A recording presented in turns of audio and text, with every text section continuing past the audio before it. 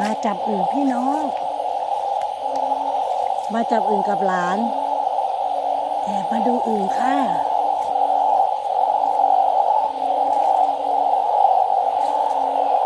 ดู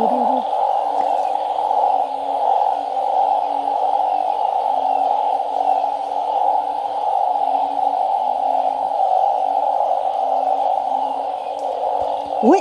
ไปแล้วตัวนึง ส่งไปแล้ว ฮะ งานส่งไปแล้ว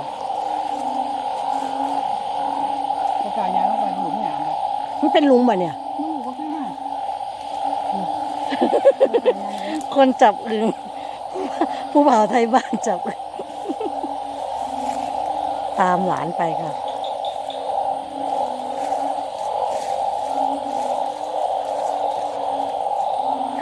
โอ้โหเสียงอึ่ง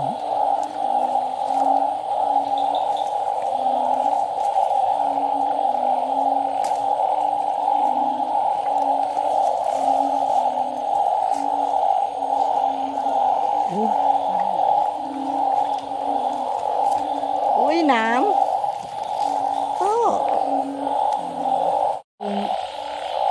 เนี่ยเห็นไหม